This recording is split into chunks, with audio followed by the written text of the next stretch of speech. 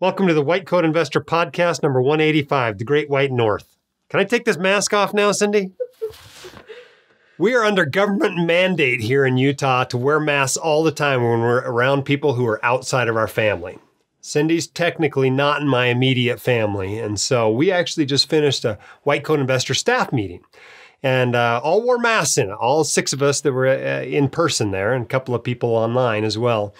So we're doing our best to follow the directions of our beloved governor that he has given us recently. Pretty locked down here in Utah again. The businesses are open, but the hospitals are full. I got a bunch of boarders in my ER with COVID. So I'm fully supportive, actually, of our current mandates in Utah, and hopefully we can get through this. Talk about that a little bit more in a second. Those of you who are veterans out there, thank you for your service. I always like Veterans Day a little bit better than Memorial Day because we can celebrate you even if you didn't die on Veterans Day. And so it always feels a little bit happier than Memorial Day to me. So those of you who have served our country in the past, thank you very much for doing that. Well, I'm recording this on the 11th. It's going to run on the 19th. Seems appropriate to say a few things about the recent election. I know everyone's kind of heard a little bit more than they really want to hear about the election. It sounds like our next president's probably going to be Joe Biden. Nothing, I suppose, is ever final until all the legal ramifications have run their course and the Electoral College does their voting thing. But for all intents and purposes, I think the presidential election is over and decided for Biden. The House is still controlled by the Democrats, but with less of a majority than they had before. And it sounds like the Senate is probably going to be Republican controlled, although that's not even really over with either. And I want to tell those of you in Georgia, I'm really sorry you got to deal with another couple of months of this, because this has been one of the most polarizing, bitter, terrible elections I've ever been through in my life. And you guys got 2 more months of it. I mean, all the election money, all the political characters, they're all headed to Georgia the next couple of months to try to, influence those Georgia Senate runoffs as much as possible. Obviously, if the Democrats take both of those runoffs, then Kamala Harris will be the deciding vote in the Senate. And if the Republicans take at least one of them, it looks like the Republicans will control the Senate. So it sounds like most of the political commentators are saying that's the more likely outcome, that the Republicans will take one or both of those runoff elections. So in short, we're going to continue to have total gridlock in Washington. Now, that sounds bad, but gridlock is actually really good for investors because there's unlikely to be big changes, particularly to the Tax Cuts and Jobs Act of 2018. Big changes tend to come when the same party controls the entire government. Think about the last time the Democrats were in charge, the first 2 years of Obama's,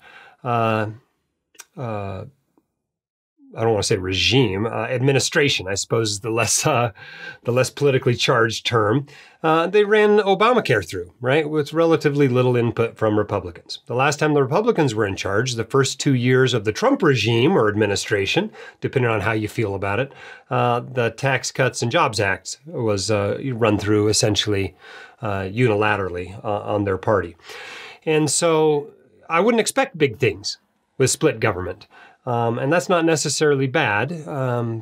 People really have to agree on something getting done when you have a split control of the government. But it certainly makes for a lot more predictable outcomes as far as our political environment goes. By the way, as long as we're talking about politics, the Tax Cuts and Jobs Act provisions expire in 2025 automatically because of the way they were passed through the Senate. To make them filibuster-proof, essentially, that's the way they had to be set up. So they will disappear unless they are extended at some point between now and then. That seems unlikely to happen in the next 4 years under a Biden presidency. So assume that you've got 5 years to enjoy your 199A deduction, your higher estate tax exemption amount, and your lower tax brackets. I wouldn't expect any changes to the 2 Obamacare taxes. I don't think they're going to go away. They didn't go away under 4 years of a Trump administration. I don't think they're going away under 4 years of a Biden administration. But bear in mind that the lower corporate income tax rate, that C Corp rate of 21% instead of 28%, does not expire in 2025 automatically. So because of that, I suspect either the 199A deduction will be extended or that the corporate income tax will go back up at some point between now and then.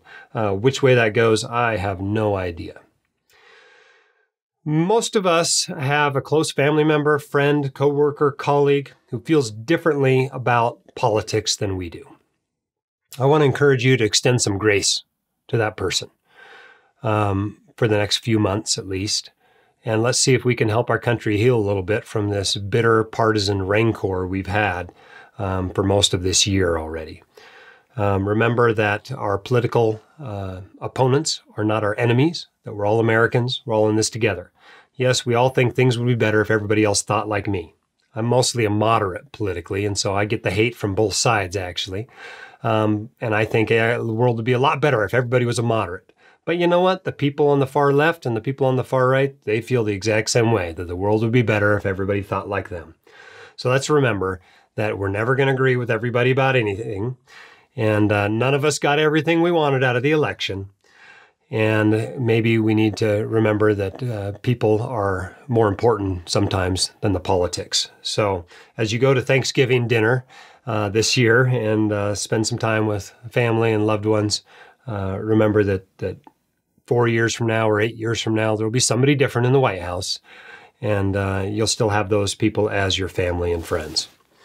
All right, let's do a word from our sponsor. This podcast is sponsored by Bob Bayani at drdisabilityquotes.com. He's an independent provider of disability insurance planning solutions to the medical community in every state and a longtime White Coat Investor sponsor. He specializes in working with residents and fellows early in their careers to set up sound financial and insurance strategies. If you need to review your disability insurance coverage to make sure it meets your needs, or if you just haven't gotten around to getting this critical insurance in place, contact Bob at drdisabilityquotes.com today. You can email him info@drdisabilityquotes.com, or you can just call 973-771-9100. Thanks for what you do. A lot of you are on the front lines, particularly hospitalists and intensivists these days. I know that I'm seeing plenty of COVID patients in the ER. We're boarding them in the ER now. And, and I feel like, yes, I have to go in and see them.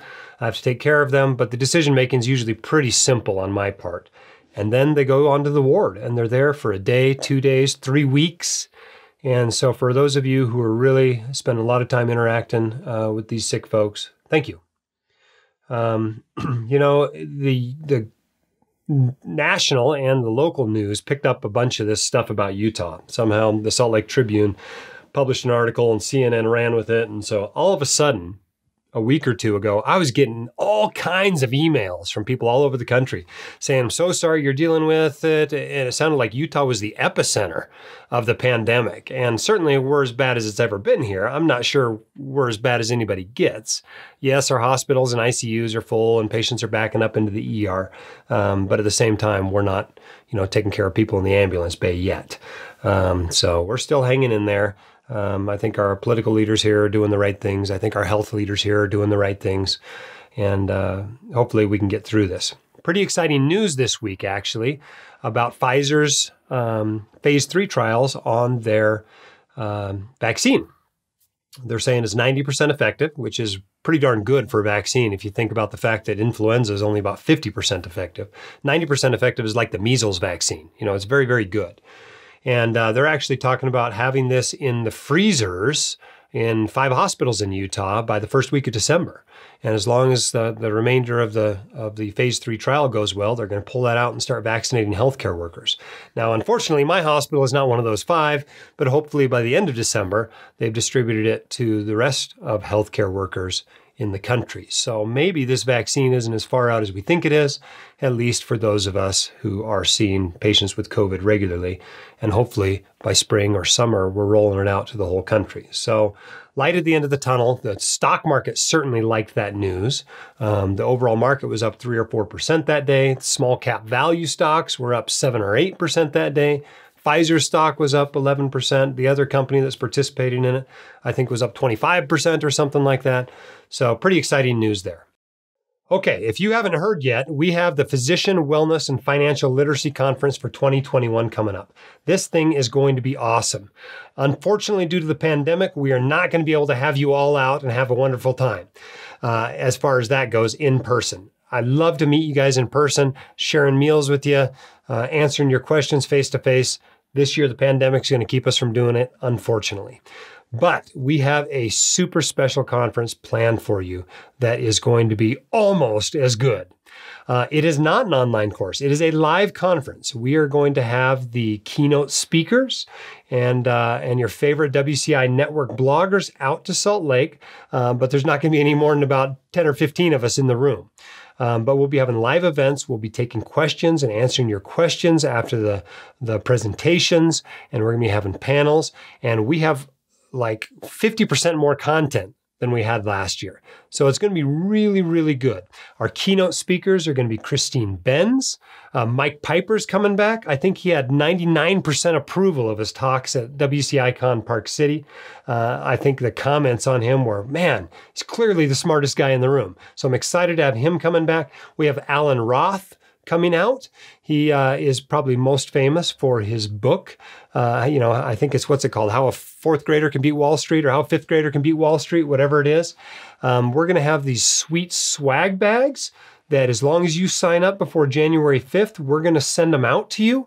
And so you're going to be getting, t-shirt and, books. It's the greatest swag bag of any conference I've ever been to. And it's really a hallmark of the WCICon conferences that we're going to send this out to you. But I think we're planning on 40 or 50 hours of content coming to you in this conference. It's going to be really, really good. You get CME for it, so you can use your CME funds to pay for it. I think we're looking at about 14 credit hours of CME, give or take one or two. But you can sign up for this today. This is at whitecoatinvestor.com/conference. You can sign up. It's got a 2-week, no questions asked, money back guarantee. So from the time you buy, you've got 2 weeks to return it. That period does start getting limited 45 days before the conference. But for now, there's no risk in signing up. So you might as well go ahead and do it. But this is going to be awesome. I mean, listen to some of these people that are coming out to speak to us. We've got Alexis Galati. A lot of you met her at the last conference. She's given a talk on tax reduction. We've got Ben White coming back. He's going to be talking about student loans. Brent Lacey, from Scope of Practice. Catherine Wagner, Chad Chubb, you've seen his posts on the blog.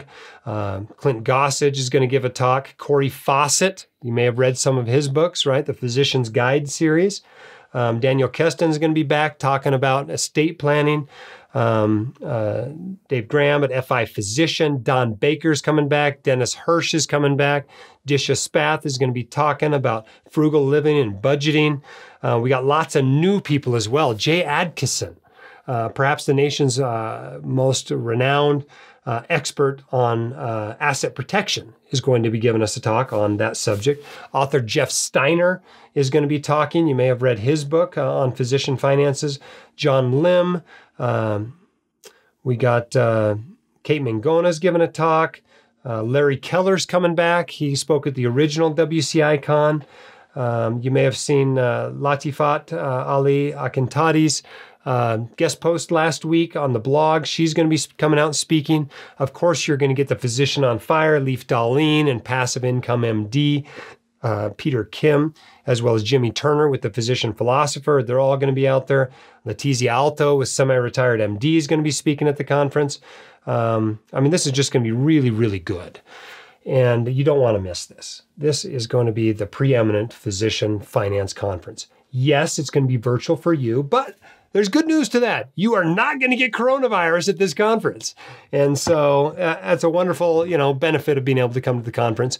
We're going to make it as much as though you're there in person with us as we possibly can.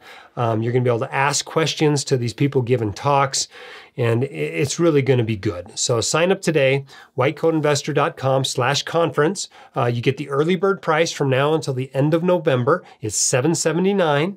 But like I said, is eligible for CME. You can use CME funds to pay for it. If you are self-employed, you can write the whole cost off, pay for it with pre-tax dollars. It's going to be really good. So make sure you sign up today. All right, today we're going to be talking about the Great White North, about Canada. I've got a few questions about Canada today, I love Canada. I grew up in Alaska, right? I mean, I was closer to Canada than I was to any other U.S. state, and so Canada holds a special place in my heart. One of my favorite trips I ever took was during residency. Katie and Whitney and I drove up from Tucson all the way to Squamish, which is about an hour north of Vancouver, right on the coast in British Columbia. And I was amazed. We picked up one of my med school classmates in Washington. We went up there for mostly a climbing trip. But this place is considered the outdoor recreation capital of Canada, and it is paradise. I mean, they have rivers running into the sea there, so there's river kayaking and sea kayaking. The mountain biking's fantastic. The Chief is this big, huge piece of rock. It's not quite as big as El Cap is in Yosemite, but it's a big, huge piece of rock with tons of fantastic rock climbing. It rained on us the whole week, and we still went climbing every day because it was so good. We were so excited about it, we actually went to the hospital there in Squamish to see what it would take to work there as emergency physicians when we finished residency. We were a little turned off that it was going to take a couple extra years of residency to go there, so we never ended up going, but I'm a big fan of Canada. Our heli skiing trips have also been to BC, and it makes the mountains in Utah look puny. I mean, the runs we were doing in BC were 7,000 vertical feet as opposed to the 3,000 you might get at Snowbird at Alta here close to my house. And so really love Canada. I've got a med school classmate up there in southern Alberta who absolutely loves his practice. He's a family practice doc. He's able to do all kinds of interesting stuff. I think he does sigmoidoscopies, maybe even colonoscopies. I think he was even doing an appendectomy every now and then, but just has an awesome practice that he loves. And the amazing thing is he got paid more than any other family practice docs I know of in the United States. And so there's this idea we have out there that these Canadian doctors are not able to give good care and that they're not able to get paid very well. And so we're all opposed to this, single payer or socialized medicine or whatever you want to call it. It was interesting. I listened to a Planet Money episode not that long ago about this guy who was a lobbyist for the U.S. health insurance industry. And literally his job was to make Canadian medicine look bad. And so now he's making the rounds, going around on, podcasts or whatever, on kind of an apology tour. He's feeling bad that he made it look as bad as he did. But I find it interesting when I talk to people who are actually practicing it and people who live there versus the perception a lot of us have as Americans. And I wonder in a lot of days if we wouldn't be a little bit better off with that system. But I'm not going to talk a whole lot about Canadian healthcare today. We're going to talk about Canadian financial stuff. So let's talk for just a minute about the Canadian retirement system. They have something similar to Social Security. It's called the Canadian Pension Plan, along with old age security. So they pay 10.5% on their income between $3,500 and $58,700. A split like our Social Security system between the employee and the employer. So that's a lower tax than we're paying. We pay 12.4%, they pay 10.5%. They pay it on income between $3,500 and almost $59,000. We pay it on income between zero and I think 2021 it's going up to $142,000 something that you're paying this Social Security tax on. So this Canadian pension plan, it starts paying out between ages 60 and 70. On average, they get less than we do actually. They get $672 on average, with a maximum of $1,175. So they're paying less tax than Americans are into this system, and they're getting less benefit. They do have the single-payer health care paid for with general taxation. So it's not an old age-specific health care program like our Medicare. They also have old age security, OAS they call it. You don't actually have to pay into that. The amount that you get paid for 2020 on that is $613.53. But it's actually phased out for high earners. So basically for every dollar you make above $79,054 in 2020, you lose 15 cents of benefit. So basically by the time you get to $83,000 or so, there's no benefit left. You can actually minimize that phase out. This is kind of a strategy for Canadians. You can minimize that phase out by splitting your Canadian pension plan between you and your spouse, which is kind of an interesting strategy for any Canadians that might be listening to this podcast. Definitely worth looking into. So in addition to those government programs, they have registered retirement savings plans, or RRSPs. So think of this as like a traditional IRA. right? It's tax deferred until you pull the money out in retirement. You can put in up to 18% of your pay with a max contribution limit of $27,230 a year. So that's cool, right? That's a lot more than the $6,000 that we can put into a traditional IRA. They also have tax-free savings accounts, TFSAs. Think of this like a Roth IRA. The contribution limit is the same as ours, $6,000. I guess it's less than ours because that's Canadian dollars, not US dollars. But it has a cool feature. You can actually catch up for prior year contributions that you didn't make. So you can go all the way back to 2009, look at what the limits were for contributions for each year. And as long as you were working back then, you can contribute all that money in 2020 into this Roth IRA like TFSA. And then, of course, once the money's in the account, you can invest it into stocks, bonds, mutual funds, CDs, etc. And so let's take a few questions I've gotten about Canada. This is why I'm talking about Canada on this trip. It's because, or on this podcast, this trip. I'd like to go on a trip. Let's go on a trip to Canada. On this podcast about Canada, this one comes in off the SpeakPipe from Interventional Psych MD. Let's take a listen. Hi, Jim. If I were to marry a Canadian citizen, assuming that she becomes a stay-at-home parent, which of the following makes the most financial sense? Number 1, naturalize to the U.S. Number 2, become a permanent resident of the U.S. And number 3, remain a Canadian citizen and obtain a social security number. She plans to open U.S. bank accounts, credit cards, retirement accounts, and hopefully also get retirement/healthcare benefits from either government. Thanks for everything that you do. And I hope you and your loved ones stay safe. Okay, so this is interesting, right? I love that you guys think I know answers to questions like these. I had to do some serious research for this episode. But this is basically a Canadian citizen married to an American who is then going to become a stay-at-home parent. So should she naturalize? Should she become a permanent resident? Should she remain a Canadian citizen and get a social security number here? She apparently wants to open accounts in the U.S. and wants to obviously get as many benefits from the government as possible. Now, I'm not Canadian. I'm not an immigration attorney, and so when it comes to questions like these, I'm just a guy that's pretty good at using Google. So I found a great website called CanadaToUSA.com. Has lots of great info, and you can even hire them to help you with all kinds of issues like these. I'm sure they have a lot of competitors, but that was the first one that came up when I Googled it. But I learned a lot on the website. If you marry an American, you can apply for permanent residency, and you can pretty much expect to get it. The U.S. citizen spouse files a form called a Petition for Alien Relative with the USCIS. So that's basically petitioning for the Canadian spouse to become a U.S. permanent resident. As part of that petition, the U.S. citizen will also have to sign an affidavit of support, declaring that he or she will be financially able to support the Canadian citizen so that they don't become a public charge.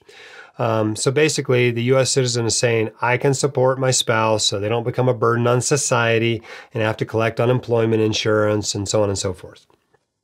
The Canadian citizen spouse then files a form called Application to Register Permanent Residence or Adjust Status, which basically seeks to change the Canadian's current immigration status to that of a permanent resident. The Canadian citizen has to get fingerprinted and undergo a medical exam by a designated civil surgeon to ensure he or she is healthy. The idea is basically you don't come in and become a public charge. Okay, then if you want to become a citizen, you have to be a permanent resident for 3 years first. And then if you want to be a citizen, you got to be 18. You got to be a permanent resident for at least 3 years. You have to be living in marital union with a U.S. citizen spouse who's been a U.S. citizen for all of that period. You have to have lived within the state with jurisdiction for at least 3 months prior to the date of filing the application. You have to have had continuous residence for 3 years preceding. And you have to be physically present in the U.S. for at least 18 months out of those 3 years. You have to be able to read, write, and speak English, have a knowledge and understanding of U.S. history and government, or civics. And you have to be a person of good moral character, attached to the principles of the Constitution of the United States, and well-disposed to the good order and happiness of the United States. So, there's some barriers there. I think to become a citizen after growing up somewhere else, you actually have to know more about civics than you actually do to graduate from high school around here. But to answer your question, if I was going to live in the U.S. the rest of my life, coming from Canada, I'd apply for permanent residence, I'd get a social security number, and I'd work my way towards citizenship. The real question is whether you want to be a dual citizen. Because, of course, dual citizens get certain benefits. You have the ability to work and live and move freely between the two countries. You can own property in both countries. You can travel easily between the countries. But there's some downsides. One of the downsides is you may be paying double taxes, which, given Canadian taxes are a little higher than U.S. taxes, and given that most of us that listen to this podcast are already in a pretty high bracket in the U.S., that's not an insignificant cost to having dual citizenship. The process of getting it can be long and somewhat expensive. And of course, you then are bound by the laws of both nations. Those benefits might not be as good as you think. For example, you want Canadian healthcare benefits? Yeah, you got to go back to Canada to get them, number one, but you have to stay there for 3 months before you get them. You don't get them for the first 3 months you move back. You can get both the Canadian pension plan and Social Security, but Social Security will be reduced due to the WEP, the windfall elimination provision. Your Social Security doesn't affect your OAS unless it puts you over the phase-out threshold, of course. But basically, instead of income before that first bend point in Social Security, counting 90% toward your primary insurance amount, it only counts at 40%. So it doesn't eliminate your Social Security benefit, but it reduces pretty severely to have a Canadian pension plan. So you're not really fully double dipping. You're losing quite a bit of what you would get from Social Security by the fact that you qualify for the CPP. However, this is all pretty complicated, as you can tell. It's complicated enough that I think it's worth getting expert help on it. If your spouse is going to stay here the rest of her life, I definitely work towards citizenship. And I probably wouldn't expect much in the way of Canadian retirement or benefits or health benefits unless you go back to Canada at some point. All right. The second question I got about Canada came in via email. It said, I have heard that people work in the USA, Buffalo, or Detroit and live in Canada as a dual citizen. We're considering doing so for a family reason. Would you be aware of the tax consequences? I know that they pay taxes in both countries. How do they transfer money from the U.S. to Canada when they get a paycheck in the U.S.? Are you aware of any banks that provide these services automatically? What would be the best investment strategies? We could undoubtedly invest in the U.S. as usual. We could also invest in Canada, at least to the tax limit of CRA. Would you be aware of any financial advisors who know these questions? Well, I don't know any advisors that specialize in U.S.-Canada relations, but they're probably out there. There are certainly lots of accountants and attorneys specializing in this stuff that live in border towns. So if you're in Buffalo, you're in Detroit, whatever, there are people there who specialize in this because there's plenty of people doing it. I would expect to pay taxes in both countries if you're living in one and working in the other, but bear in mind that the U.S. and Canada have a tax treaty. So what you usually get when that happens is you get a credit for taxes paid in the other country. I'd expect you to both pay for and be eligible for CPP and Social Security. But of course, the Social Security benefits would be reduced due to the windfall elimination provision. The IRS does not give you a tax deduction for an RRSA contribution made in Canada, and probably vice versa. So keep that in mind. When you're deferring taxes on income, it's only deferred in one of the two countries. Now, how do you transfer money to Canada? I don't think this is as big a deal as you worry it is. I think you can just wire the money.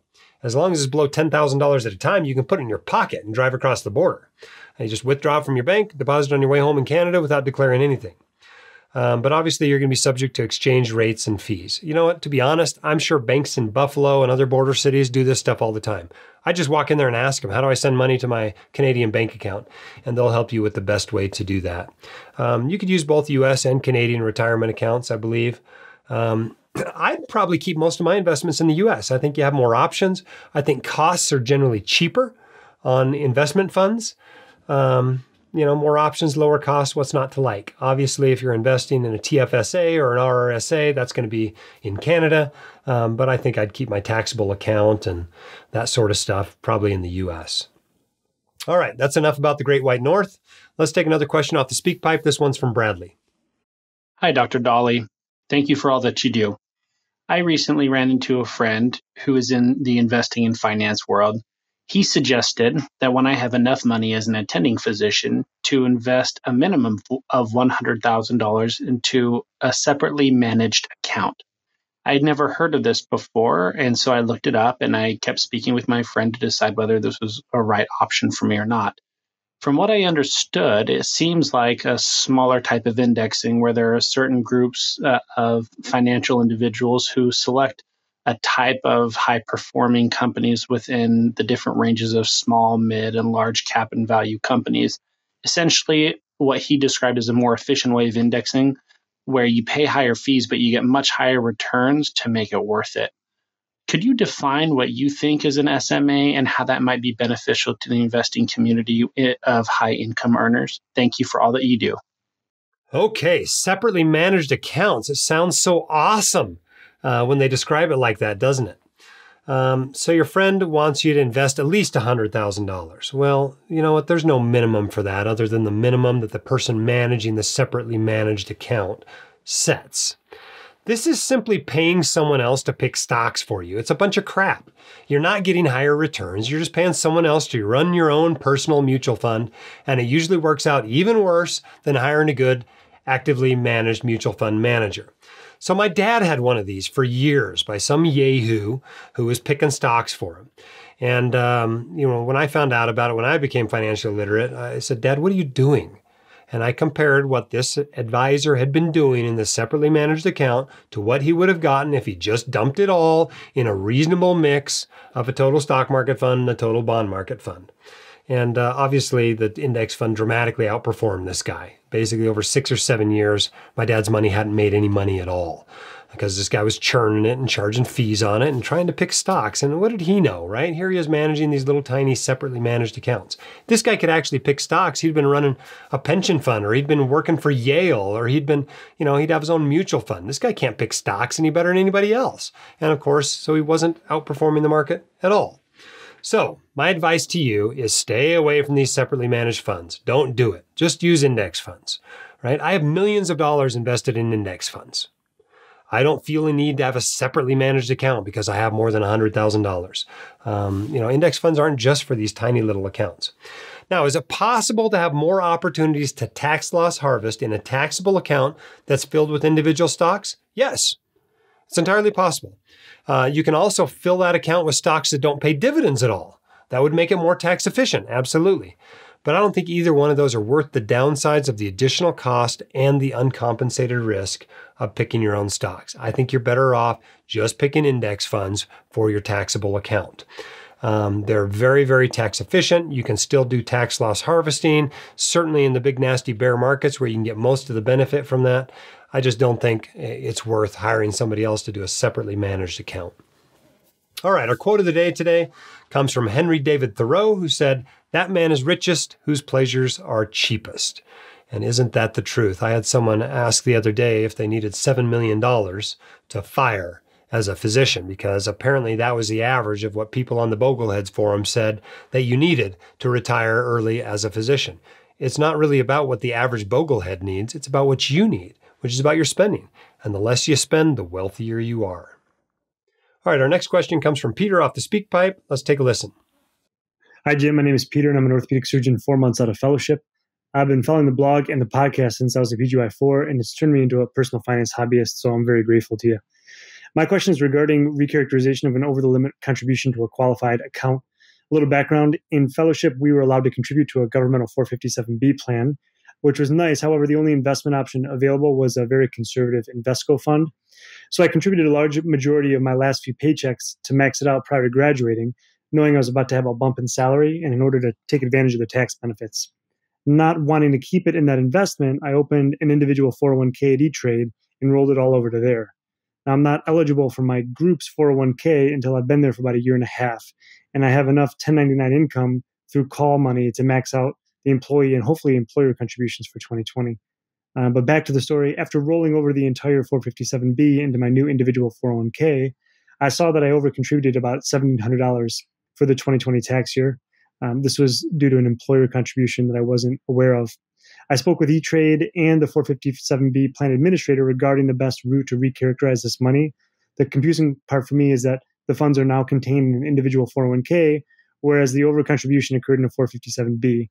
Do I need to calculate the gains that the $1,700 is made, sell some ETFs in my E-Trade account, and transfer it back to the 457B plan administrator to have them distribute that money back to me?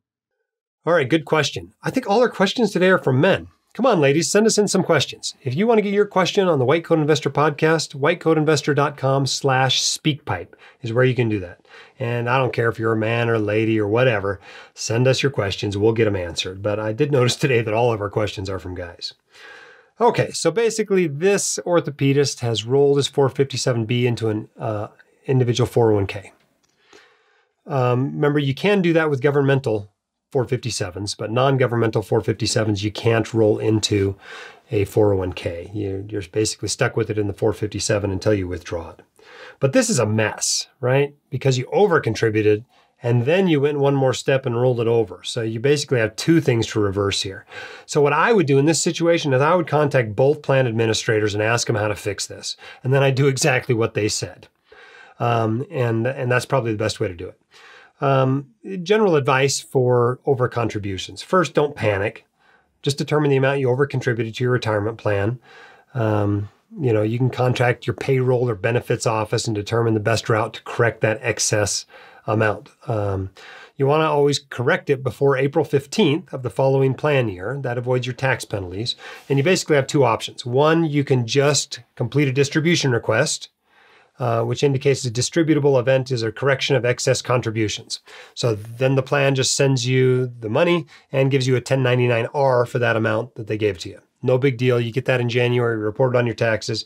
It's all taken care of. The other option is the fund can be recalled from the vendor by the plan, and it's given back to you on your payroll to ensure that the taxes are deducted. And that way the funds returned via payroll, the W-2 is correct, and the 1099-R is not required. And so you can get that done, during the same tax year. That's a pretty slick way to do it as well. But if you've already rolled that money somewhere else, you got this additional complicating factor. So I would just contact the administrators of both funds and ask them what to do about it.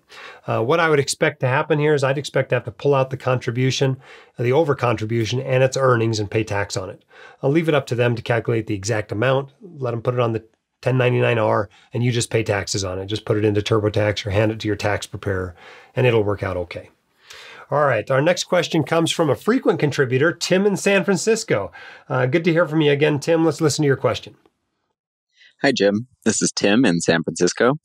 What do you think about using market timing to decide whether to sell bonds or stocks during the decumulation phase of the investing life? For example, you could invent a systematic rule where if the stock market were down 5% or more from its most recent peak and you need money, you would sell bonds, and otherwise you would sell stocks. What do you think of that? Thanks. Okay, let's talk about the decumulation phase, right? Do you want to try to time it when you pull the money out? In general, I do. Well, I can't say I do. I'm not decumulating. But what I would do is I would treat it just the opposite as during the accumulation phase. In the accumulation phase, when I make contributions, I contribute to whatever asset class in my portfolio is lagging. If bonds have outperformed recently, I put it into stocks. If stocks have outperformed recently, I put it into bonds. In the decumulation phase, the idea is still to maintain your desired static asset allocation, to maintain those percentages where you set them in your plan. So if something's outperformed, that's where you take the money from. If stocks have done well, you pull the money out of your stock fund that year. Bonds have done well and stocks had a bear market, pull it out of bonds that year. Does that make sense to get your portfolio back to the percentages it's supposed to be at? No big deal there. Obviously, if you're in some terrible, terrible bear market and you want to try to avoid selling low, well, that makes sense, right? You'd want to be taking out of your bonds or your cash or something else that's not been whacked so hard in the recent bear market. All right, our next question comes from Ed from Michigan. Let's take a listen. Jim, this is Ed from Michigan. I have a question regarding UTMA accounts for my child. Every Christmas, my daughter is gifted $15,000 from her grandfather. She is currently 8 years old and has received this gift every year since she has been 1. My question is, am I prudent in having invested this money via a UTMA account for her in total market index funds? Or should I have instead simply invested via a plain old taxable account in the same index fund investments, and then gift those appreciated shares to her under the annual federal gift tax exclusion limits when she is in her late 20s and early 30s? So far, at the age of 8, I don't foresee her using the money on cocaine, but sometimes life happens. What are your thoughts? Are the tax savings via the UTMA account ultimately substantial enough to compensate for the loss of control at the age of majority? Thank you for all that you do. All right, UTMA accounts. Your daughter's getting $15,000 a year from grandpa. Awesome grandpa, man. Isn't that awesome? How wonderful for her. So should you leave it in a UTMA or should you put it in a taxable account? Well, unless the money's coming to you, it's your daughter's money. So you can't take it. Certainly not ethically and probably not legally. So if you want to do something different than putting it in a UTMA account, I think you need to talk to grandpa about it. There are certainly downsides to you owning the money, to you putting it in your taxable account. Okay, number one, it's going to be subject to your creditors, right? A lot of docs are worried about asset protection, being sued above policy limits. Now, it's a really rare event, but it's not a zero event. And so why expose that money to that if you don't have to? The second issue is it's also subject to your tax rates. If that money's in a UTMA, at least up to the limits of the kiddie tax, basically it's being taxed at your kids' tax rates. So the first, I think it's $1,100 or so is not taxed at all in unearned income. The next $1,100 is taxed at 10%. And then after that, it gets taxed at your tax rates. But if it's in your taxable account instead of their UTMA, it's all taxed at your tax rates. So there's some pretty significant downsides, I think, to you owning the money. I mean, the big concern that people have with the UTMA is it becomes the kids' money at age 18 or age 21 or whatever it is. So you're worried they're going to go out and blow it on hookers and cocaine, right? So if you're really worried about that, instead of a UTMA, what you should do is have grandpa fund a trust, like a spendthrift trust, instead of just sending a check. You might also want to put some of that money in a 529, right? If you know this money's going toward college or going toward professional school or something, put it in a 529. But I don't think putting it in your taxable account is really accomplishing what grandpa is trying to do, which is give the money to your kiddo. Maybe grandpa has an estate tax problem. I don't know.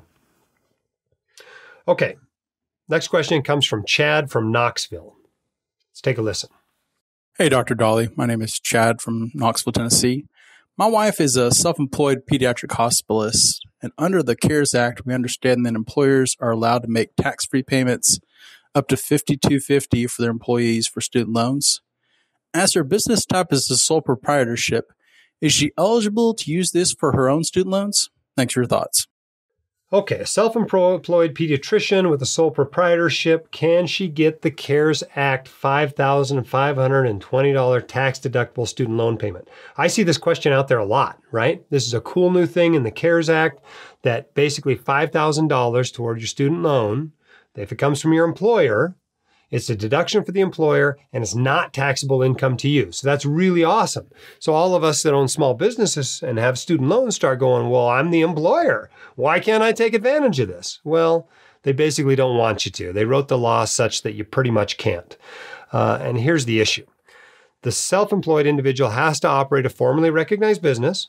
Okay, so no big deal there, right? Sole proprietorship, partnership, corporation, that all counts. But this student loan repayment assistance program cannot discriminate in favor of highly compensated employees. That's you. It turns out no more than 5% of the amounts paid can be provided to shareholders or owners of the business or their spouses or dependent, including anyone who owns more than 5% of the business on any day of the year. So that's pretty much going to eliminate all of you that are trying to do this. So unless you've got a whole lot of employees that you're doing the same thing for, this is not a tax deduction that you're going to be able to use.